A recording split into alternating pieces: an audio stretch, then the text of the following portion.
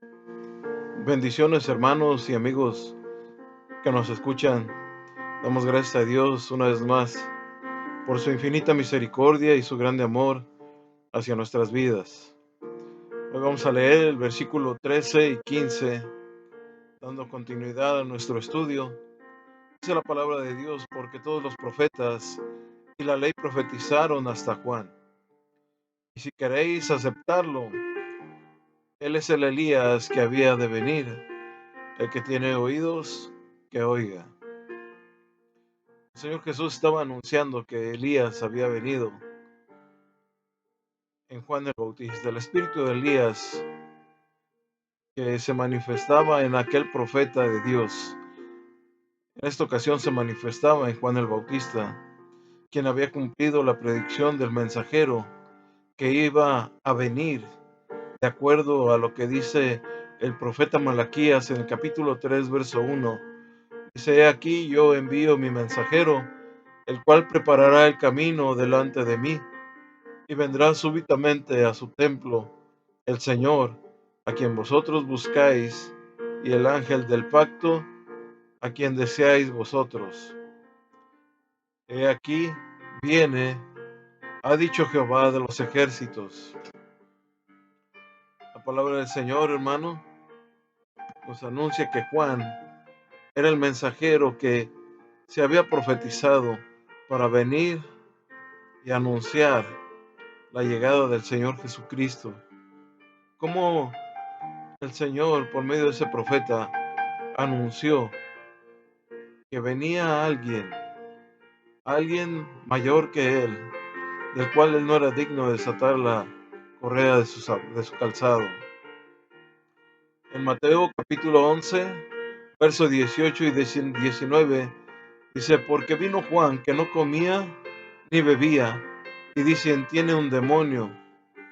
Y vino el Hijo del Hombre, que come y bebe, y dicen: mirad, un hombre glotón y bebedor de vino, amigo de recaudadores de impuestos y de pecadores. Pero la sabiduría se justifica por sus hechos. Qué palabra tan fuerte, hermano, puede mover nuestros corazones. Esta palabra puede mover nuestras vidas.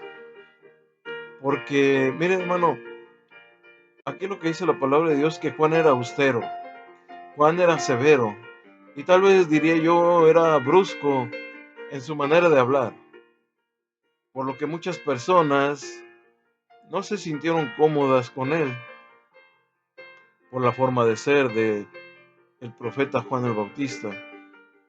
Comenzaron a criticarlo, mucha gente no lo quería, mucha gente comenzó a señalarlo y hablar de él. Sin embargo, hermano, nos damos cuenta que enseguida la palabra de Dios dice: Jesús tenía una actitud amistosa y bondadosa. Él venía, comía y bebía con las personas, y también comenzaron a juzgarle. También comenzaron a señalarle. ¿Y qué dijeron de él? Que era glotón y demasiado amigo de los pecadores. O sea que no les agradó Juan el Bautista y tampoco les agradó Jesús. Dos maneras de ser diferentes, pero a ninguno de ellos les agradaba. En esto, hermano, sucede también en la actualidad. Esto que estamos hablando sucede en nuestros días. Es algo que yo creo que a través de los años no se ha podido erradicar, quitar de dentro de las iglesias, y en el mundo entero tampoco. Difícilmente le damos gusto a alguien. Hay personas a quienes nadie puede complacer. Cada vez hay más gente descontenta y también podemos decir insatisfecha. Si lo haces, porque lo haces. Si no lo haces, porque no lo haces. Difícilmente se les puede dar gusto. Pero en el caminar con Dios, hermano, déjeme decirle, amado hermano, que en el caminar con Dios Lo importante es agradarle a Él, agradar a Dios y no a los hombres. En nuestra vida también podemos decir lo mismo. Primeramente tenemos que agradar a Dios y después a los hombres. Recordemos que la recompensa final, la recompensa mayor, la recompensa más grande viene de parte de nuestro Señor. Jesús, hermano, rechazó a diferentes ciudades porque no se arrepintieron. También es algo que se vive hoy en nuestros días. El Señor rechazó ciudades que no se arrepentían, aún después de haber visto todo lo que el Señor Jesús hacía. En este momento, hermano, de lo que estamos hablando, de lo que estamos relatando, se produce un cambio muy grave. Recordemos que como rey, Jesús, hermano, había anunciado sus principios éticos y presentó sus credenciales ante las personas, ante los discípulos, como sus milagros, predicando también que el reino de los cielos se había acercado, pero su pueblo le rechazó. Este rechazo le hizo tomar una decisión al Señor y entonces Él también le rechazó como pueblo. Recordemos que Él a lo suyo vino, pero los suyos no le recibieron. En ese momento el Señor nos da acceso a todos aquellos que le reciben, a todos aquellos que le hemos recibido como nuestro Señor, como nuestro Salvador. Hasta todos los que le recibieron les da potestad de ser hechos hijos de Dios. Este rechazo hizo tomar al Señor una decisión. Como Él era el Rey, Él tenía la última palabra, hermanos. Entonces el Señor, dice la palabra del Señor, comenzó a increpar a las ciudades en las que había hecho la mayoría de sus milagros. Este es el versículo 20 y 21 de Mateo 11. Porque no se habían arrepentido. Ay de ti, Corazín, ay de ti, Bethsaida, porque si los milagros que se hicieron en vosotras se hubieran hecho en Tiro y en Sidón, hace tiempo que se hubieran arrepentido en cilicio y ceniza. Corazón o Corazín y Bethsaida, hermano, eran ciudades del norte, cerca de Capernaum, donde Jesús tenía su centro de actividades, donde el Señor estaba realizando la obra. En esa zona el Señor estaba haciendo muchos milagros, pero fue rechazado. Y en consecuencia el Señor, disgustado, podemos ver en estas palabras, enojado tal vez, comenzó a hacer reclamos a estas ciudades. Y no solo eso, hermano, ya que el Señor había hecho grandes cosas en aquel lugar, también pronunció palabras de juicio sobre ellos. En Mateo 11:22 Él continúa diciendo, por eso os digo que el día del juicio será más tolerable el castigo para Tiro y Sidón que para vosotras. El resplandor de la luz, hermano, crea responsabilidad.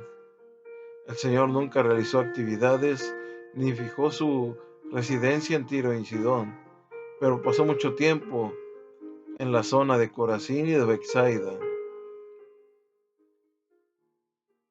teniendo en cuenta la luz que sus habitantes habían recibido, les consideró responsables, a ellos de la luz recibida, de los milagros recibidos. Yo creo que habría diversos grados de castigo, así como de recompensa de parte del Señor cuando llega el momento del juicio de Dios. Yo creo que hay grados de castigo y grados de recompensa. Incluso en nuestra época hay muchas personas que han tenido la gran oportunidad de recibir a Cristo en sus vidas, pero le han vuelto la espalda, hermano. Han tenido eh, innumerables oportunidades para recibir al Señor, conocerle a Él, pero sin embargo le han rechazado. Sin entrar en muchos detalles, hermano, debo decir que eh, tal vez ignoro la actitud que tendrá Dios con aquellas personas que viven o vivieron en tierras lejanas, escondidas, tal vez en alguna isla, y que nunca escucharon, nunca les hablaron del Evangelio, y que persistieron en inclinarse a sus ídolos para adorarlos. Solamente Dios los juzgará a ellos por sus obras. También desconozco qué va a hacer Dios con aquella persona que todos los domingos asiste a la iglesia, escucha el Evangelio y no hace nada, hermano, al respecto a lo que escucha. Parece como si nos entrara por un oído y saliera por el otro. Debemos de tener cuidado con esto, hermano, de hacer conciencia. Así como Dios le dio esa responsabilidad a aquellas ciudades por la luz que ellos recibieron, hermano. Y Jesús les hace un reclamo. Le decía hace un momento, hay gente que tal vez nadie les predicó, nadie les anunció el Evangelio, pero sin embargo ellos siguieron su creencia, inclinándose a sus ídolos o a sus dioses, y solamente Dios sabrá qué es lo que va a hacer con ellos, conforme a lo que ellos hicieron. Pero con todos aquellos hermanos que sí conocen el Evangelio, que saben del Evangelio, que asisten a la iglesia, que escuchan los sermones, las predicaciones, que escuchan enseñanzas, pero que no hacen conciencia, que no hacen nada al respecto con lo que escuchan. Ahí es donde debemos de tener cuidado. Pasemos ahora, hermano, a donde Jesús habló de Capernaum, el lugar donde él estaba realizando todas estas actividades, su centro de actividades del Señor Jesús. En Mateo capítulo 11, verso 23 y verso 24 dice: Y tú, Capernaum, que eres levantada hasta el cielo, hasta el Hades serás abatida. Porque si en Sodoma se hubiera hecho los milagros que han sido hechos en ti, habría permanecido hasta el día de hoy. Por tanto os digo que en el día del juicio será más tolerable el castigo para la tierra de Sodoma que para ti. He aquí, hermano, el por qué les decía hace un momento que hay grados de castigo y también hay grados de recompensa por parte de Dios. Qué privilegio, hermano, el de aquella ciudad, el tener ahí a Jesús en su centro de operaciones, el tener a Jesús, hermano, realizando milagros en ese lugar, pero sus habitantes le rechazaron. El Señor estaba diciendo que si la malvada ciudad de Sodoma, aquella ciudad que fue destruida con fuego, hubiese sido testigo de los milagros que realizó en Capernaum, sus habitantes se habrían apartado de su maldad y no habrían merecido el juicio que cayó sobre ellos. Llama la atención ver que alguien tan manso como Jesús llega a pronunciar tan duras palabras. Estaba hablando como un juez y como un rey. Debiéramos prestar atención a este lenguaje enérgico en el que llegó a afirmar que, aunque Sodoma y Gomorra fueran lugares de una depravación atroz, para ellos sería más tolerable el castigo que para las ciudades que escucharon el mensaje de Jesús y lo rechazaron. Vamos a leer Mateo 11, 25 al 27. Dice: En aquel tiempo respondiendo Jesús dijo: Te alabo, Padre, Señor del cielo y de la tierra, porque escondiste estas cosas de los sabios y de los entendidos, y las revelaste a los niños. Sí, Padre, porque si te agradó, todas las cosas me fueron entregadas por mi Padre, y nadie conoce al Hijo sino el Padre, ni el Padre conoce a alguno sino el Hijo, aquel a quien el Hijo lo quiera revelar. La frase, hermano, el Señor del cielo nos recuerda el pasaje de Génesis, capítulo 14, verso 19, donde Dios fue llamado por este nombre, Señor del cielo, el Señor del cielo y de la tierra. Muchos sabios, hermanos, nunca acaban de aprender esta gran verdad, o nunca acabarán de aprender esta gran verdad. Usted y yo nunca acabaremos de aprender esta gran verdad también, aunque muchos no lo comprenden, pero incluso hay pequeños, hay niños en la iglesia que lo entienden y comprenden estas palabras cuando les anuncian que nosotros amamos, alabamos al Padre, al Señor del cielo y de la tierra. Dice la palabra del Señor, porque escondiste estas cosas a los sabios y a los entendidos, pero las revelaste a los niños. Es por eso que muchos nunca acabarán de aprender, muchos no lo entenderán, y hay niños que sí lo van a comprender por el trabajo realizado por los maestros, las maestras de escuela dominical, aquellos que le dan clase a los pequeños. A través de ellos son el vaso, son los instrumentos para que nuestros niños también aprendan la palabra de Dios. Lo que el Señor a muchos no les dio, se lo revelará a esos pequeños. Lo creemos porque en su palabra está escrito. Así que, amados hermanos, la frase "el Señor del cielo" nos recuerda ese pasaje. Muchos sabios nunca van a acabar de aprender, muchos no lo entenderán, pero los niños sí lo comprenden. Si predicamos de manera que los niños entiendan y lo que estamos nosotros hablando, lo que nosotros estamos diciendo, podemos casi estar seguros de que las personas mayores también nos entenderán. Si los niños entienden, las personas mayores también lo van a comprender.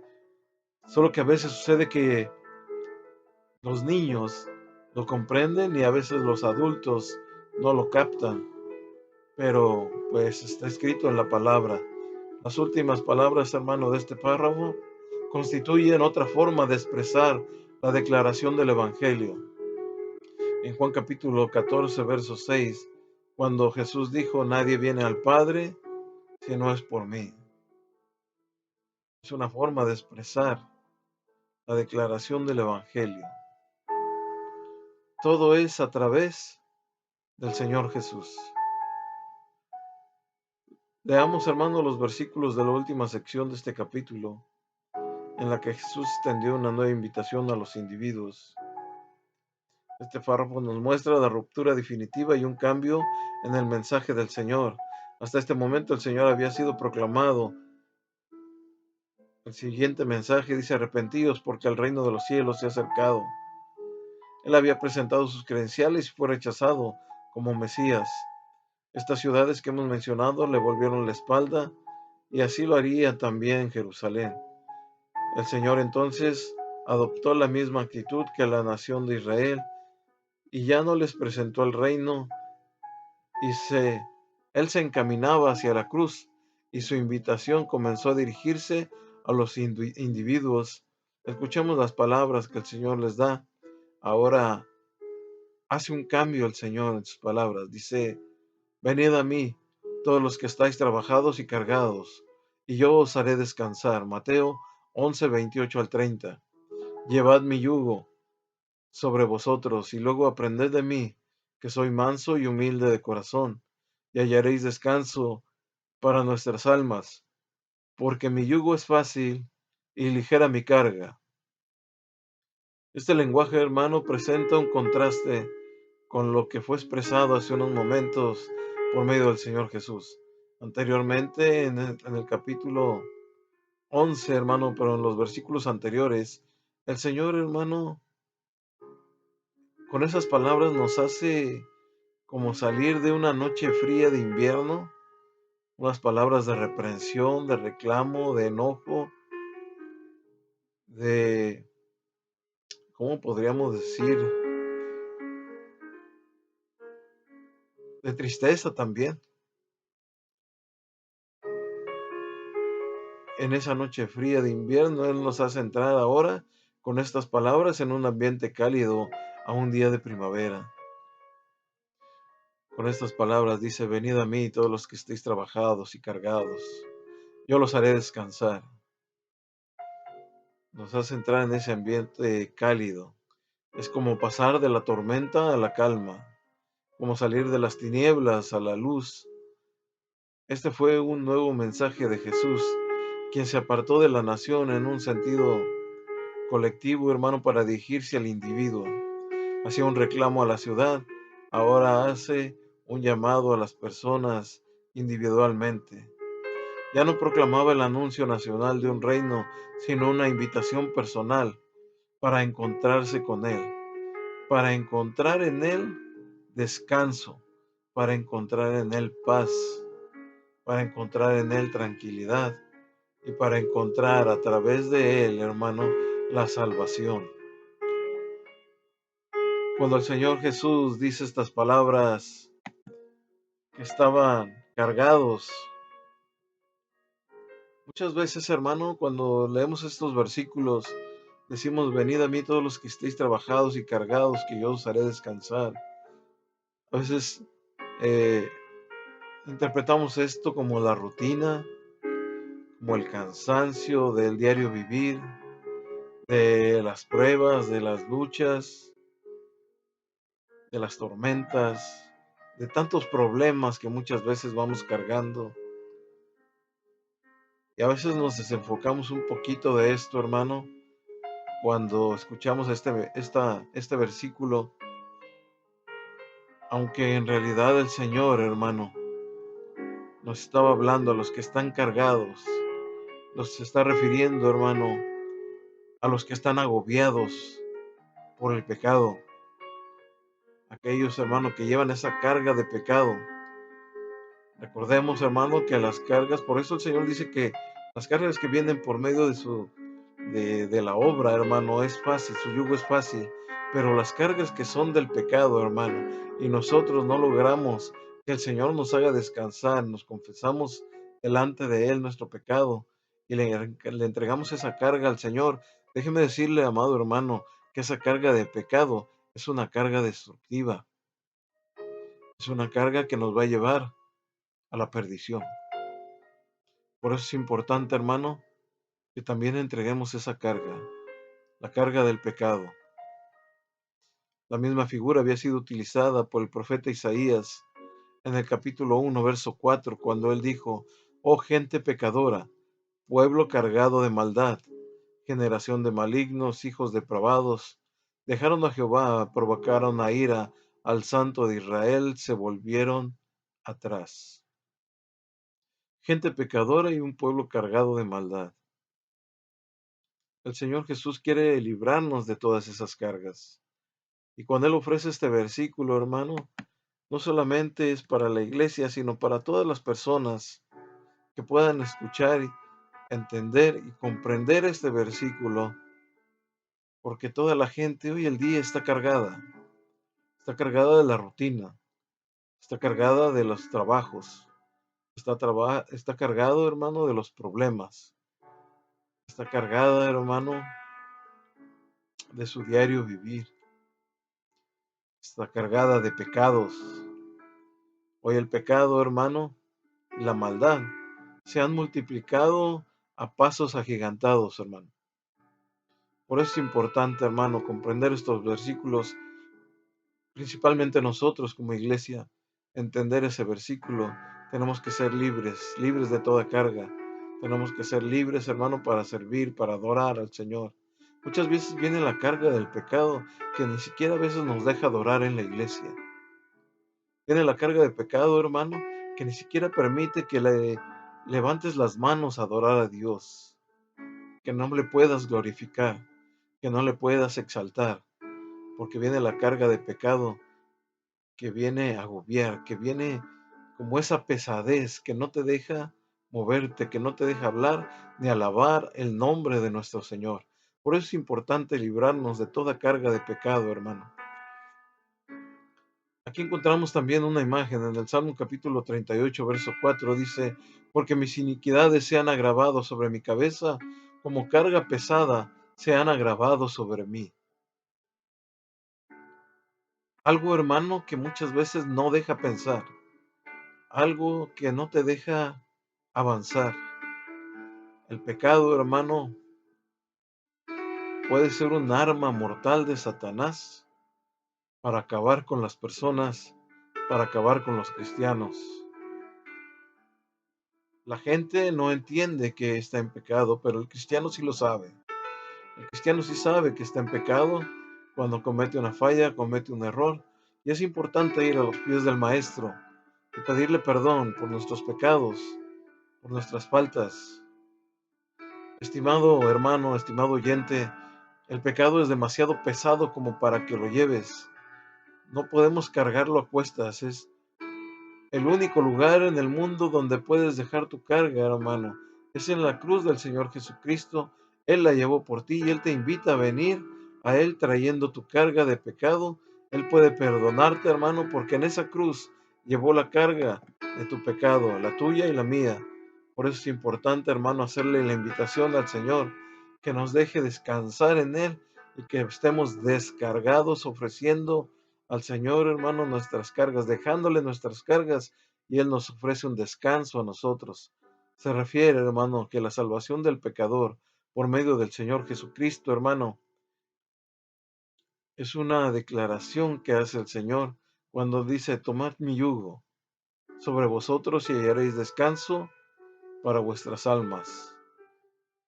Vamos a continuar hablando, hermano, de estos versículos y vamos a finalizar el capítulo 11 de Mateo en un siguiente video. Esperamos en Dios, hermano, que esté siendo de bendición. Todo esto que estamos viendo en el libro de Mateo para nuestras vidas pueda ayudarnos, pueda alimentarnos, hermano, para seguir adelante, impulsándonos. Amados hermanos, nuestro galardón es grande. Nuestra redención se acerca. Por eso es importante, hermano, escuchar, aprender, comprender y poner en práctica la palabra de Dios. Que Dios les bendiga.